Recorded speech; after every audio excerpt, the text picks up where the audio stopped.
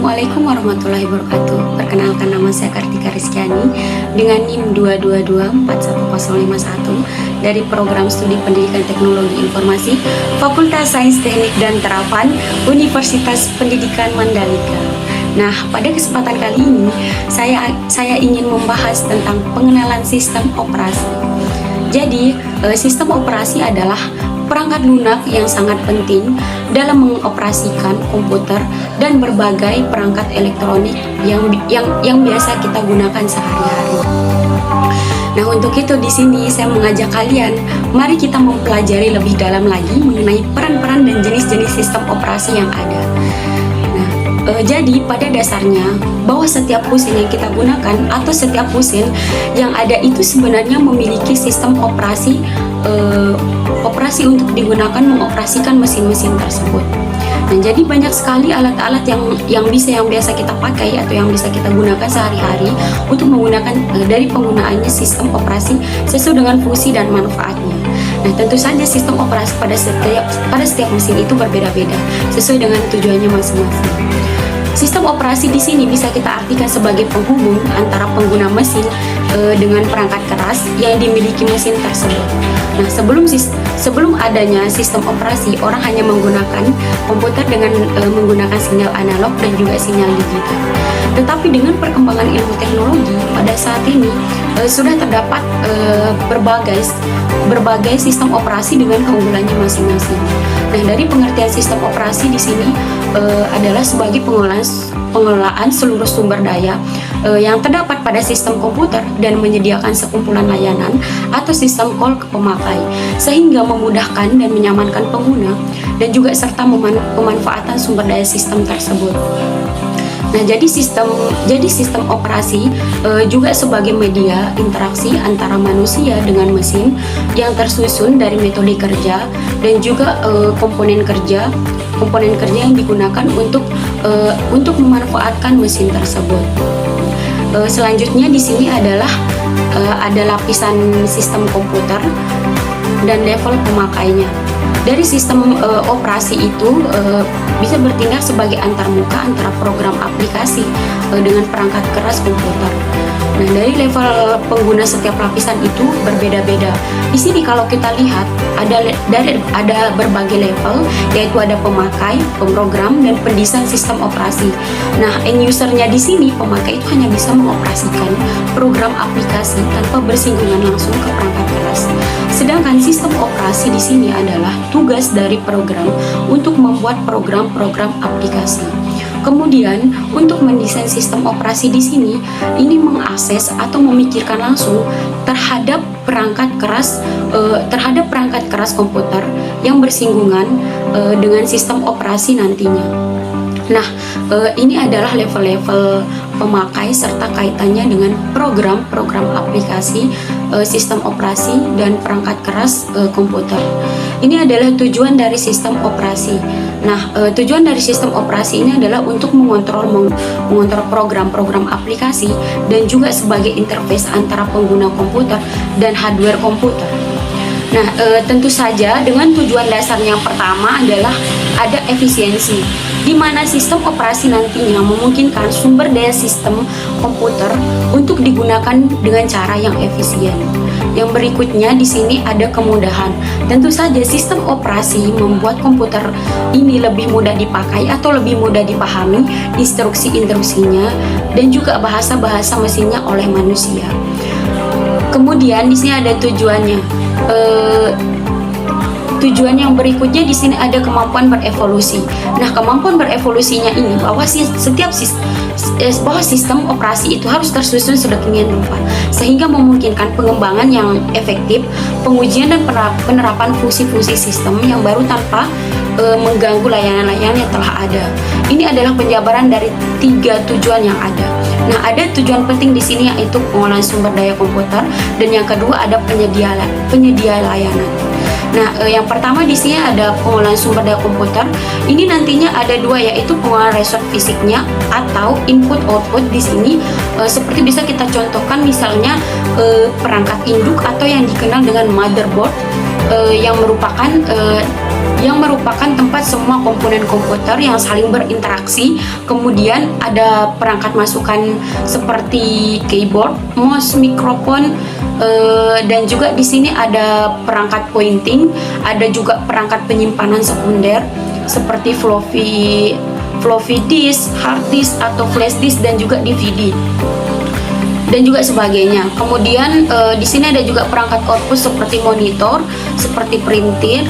Kemudian ada perangkat-perangkat komunikasi, perangkat memori, perangkat grafik, scanner, dan sebagainya.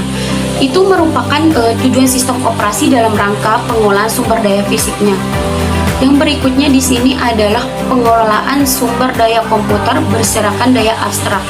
Nah, berserakan sumber daya abstrak ini adalah dua hal di situ yang harus kita perhatikan, yaitu yang pertama adalah data. Nah, data ini di mana data-data smartphone atau pengendali sinkronisasi proses-proses berkas atau file untuk menyimpan data atau program dan sebagainya. Sedangkan program di sini adalah merupakan kumpulan dari instruksi-instruksi yang dapat dijalankan dan menghasilkan keluaran berupa data atau instruksi berikutnya. Nah, untuk program ini memiliki tujuan untuk mencapai komputasi-komputasi tertentu. Nah, sedangkan yang tujuan berikutnya adalah penyediaan layanan. Untuk menyediakan layanan di sini ada beberapa penyediaan layanan, yaitu seperti layanan pembuatan program, kemudian seperti eksekusi program, dan juga seperti akses perangkat input-output, ada kontrol akses, berkas penghasilan sistem, deteksi error, respon, dan encoding. Nah, tentu saja hal-hal ini yang tidak bisa dikerjakan tanpa adanya sistem operasi. Itu adalah salah satu tujuan dari adanya sistem operasi. Berikutnya di sini ada jenis-jenis sistem operasi. Di sini jenis-jenisnya ada beberapa sistem operasi yang bermunculan sampai dengan saat ini. Paling tidak ada 4 definisi yang bisa kita definisikan. Yang pertama ada single user. Yang kedua single tasking, di mana di sini ada satu user dengan satu pekerjaan. Nah, ini kita ketahui komputer-komputer pada zaman dahulu menggunakan single user dan juga single tasking. Bisa kita contohkan di sini disk operating system atau DOS, di mana satu user itu bisa menjalankan hanya satu perintah saja. Atau kalau di Windows sekarang mungkin kita lebih mengenalnya dengan command from atau CMD. Itu adalah salah satu komputer sistem operasi zaman dahulu yang sifatnya single user dan single tasking. Nah, yang kedua ada multi user, dan single tasking. Jadi di sini satu komputer dapat digunakan oleh banyak user, namun tiap user hanya bisa menjalankan satu program aplikasi saja di satu waktu. Bisa kita contohkan di sini adalah Novell Network yang menyalakan sistem operasi network berbasis DR-DOS. Itu adalah multi user single tasking. Single user dan multitasking, satu komputer itu bisa dipakai oleh satu user dan dapat menjalankan banyak program di satu waktu. Bisa kita contohkan misalnya yang sering kita pakai itu ada Windows, macOS, BOS, DDS, dan lain-lain. Yang berikutnya adalah multi user dan multitasking. Jadi satu komputer itu bisa dipakai bersamaan atau multi user oleh banyak user yang dapat juga menjalankan banyak program dalam satu waktu bersamaan. Nah, bisa kita contohkan di sini ada Unix, Linux, FreeBSD, OpenBSD, dan lain-lain, atau lebih dikenal dengan sistem operasi jaringan. Ini adalah berdasarkan jumlah penggunanya. Jadi sistem operasi ini berdasarkan dari jumlah penggunanya. Nah, berikutnya di sini ada sistem operasi berdasarkan hardware komputernya. Kalau berdasarkan hardware komputernya, sistem operasi itu dibagi menjadi dua. Yang pertama di sini adalah ada personal komputer atau komputer atau sistem operasi yang ditanamkan pada desktop atau laptop. Yang berikutnya adalah komputer server. Jadi komputer server ini adalah komputer yang melayankan dari klien kalian, itu sangat tergantung pada komputer server. Nah, ini biasanya komputer server ini bisa juga menggunakan Windows Server atau juga bisa menggunakan oversource seperti Linux dan turunannya maupun FreeBSD atau OpenBSD. Nah, itu adalah jenis-jenis sistem operasi berdasarkan hardware komputernya. Nah, yang berikutnya di sini ada jenis sistem operasi berdasarkan jenis dari softwarenya. Berdasarkan dari jenis sistem softwarenya itu, sistem operasi itu ada bermacam-macam, banyak sekali karena ini dikembangkan sesuai dengan keinginan dan juga sesuai dengan tujuannya masing-masing. Paling tidak di sini ada 12, yaitu perangkat lunak bebas atau free software perangkat lunak, open source, dan di mana ininya dibuka untuk kode shortnya sehingga kita bisa menggunakan atau kita bisa untuk menyusun kembali, untuk memprogramkan kembali sistem operasi tersebut. Ada perangkat lunak public domain, ada completed, ada bebas non completed, ada juga GPL completed, kemudian ada JNU, dan kemudian ada semi bebas berfamily, komersial, freeware, shareware. Nah, ini adalah jenis-jenis software failure jenis sistem operasi besar berdasarkan jenis softwarenya. Nah, kita lihat ini adalah komponen utama dari sistem operasi. Sistem operasi itu paling tidak disusun oleh beberapa komponen. Ini ada 3 komponen utama, yaitu komponen satu file yang itu berisi file-file yang dibentuk atau dijalankan oleh sistem operasi. File di sini juga berarti bisa berkas, dan file sistem yang dimiliki oleh suatu sistem operasi adalah file. Yang kedua ada user interface. Jadi user interface di sini adalah sebuah sistem operasi yang memiliki karakteristik bentuk interface atau tampilan yang menjadi interaksi antara user atau manusia dengan komputer. Nah, secara umum untuk user interface di sini sampai dengan sekarang ada dua hal, ada CLI atau command line interface, di mana perintah-perintahnya berupa baris-baris teks saja. Kemudian ada GUI atau graphical user interface. Graphical user interface ini berbentuk interaktif dan nyaman digunakan oleh resolusi gambar dan jumlah warna yang dihasilkan juga lebih banyak tergantung dari kemampuan VGA atau video adapter yang dimiliki oleh komputer. Nah, ini yang sekarang banyak yang digunakan oleh orang, sedangkan yang CLI ini digunakan oleh orang-orang tertentu saja yang memahami tentang sistem operasi jaringan. Untuk komponen sistem operasi ini selanjutnya ada kernel. Nah, kernel ini sangat penting. Kernel ini sangat penting karena adalah merupakan software atau kumpulan program yang membentuk sistem dan memiliki tugas melayani semacam atau berbagai program aplikasi untuk mengakses hardware komputer secara cuman dan terkendali. Karena kita tahu bahwa program-program komputer itu yang multitasking mengandung beberapa program atau perintah yang banyak sekali.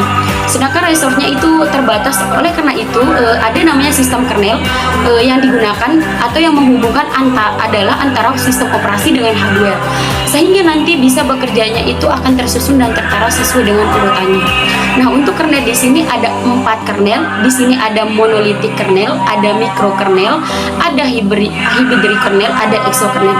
Nah, kalau kita lihat di sini kembarannya ada monolithic kernel, di mana gambar kernel monolithic yang menyediakan abstraksi hardware yang kaya dan powerful.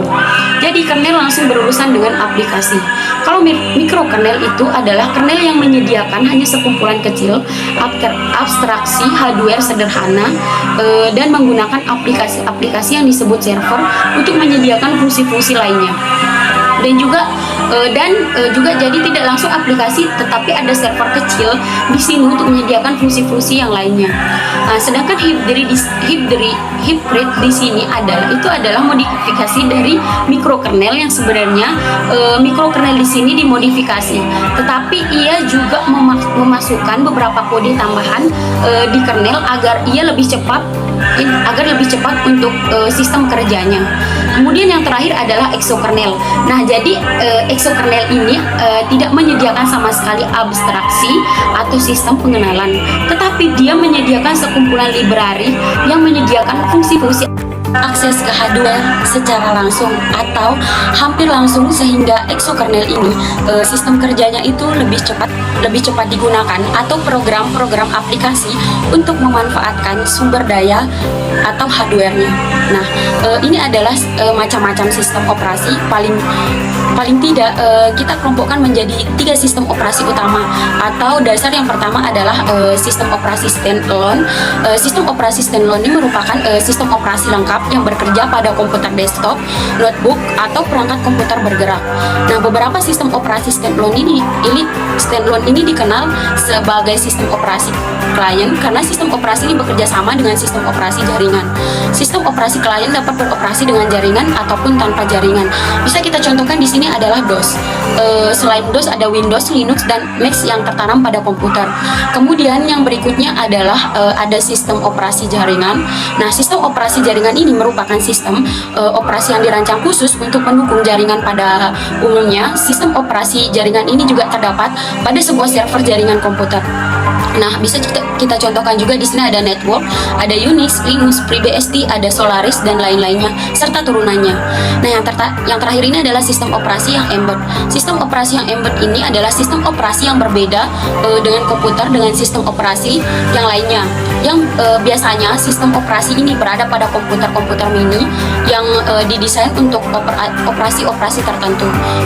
Untuk contohnya bisa kita contohkan di sini ada Symbian, sistem operasi yang pada HP, kemudian pada sistem operasi Android yang memang tertanam atau tertancap pada komputer-komputer itu pada komputer-komputer mini. Jadi kesimpulan dari materi yang saya sampaikan adalah di sini sistem operasi atau OS adalah perangkat lunak yang bertindak sebagai penghubung antara pengguna dan perangkat keras komputer. OS ini mengelola semua sumber daya komputer dan juga menyediakan layanan yang memudahkan pengguna komputer. Untuk sistem operasi yang memungkinkan komputer bisa digunakan dengan lebih efisien dan mudah dimengerti oleh manusia. Nah, itu adalah beberapa macam sistem operasi. Mungkin ini saja untuk pengenalan sistem operasi. Terima kasih ada juga partisipasinya dan semoga informasi ini bermanfaat dan menambah wawasan kita semua. Jangan lupa jaga kesehatan dan tetap semangat. Sampai jumpa di kesempatan berikutnya. Wassalamualaikum warahmatullahi wabarakatuh.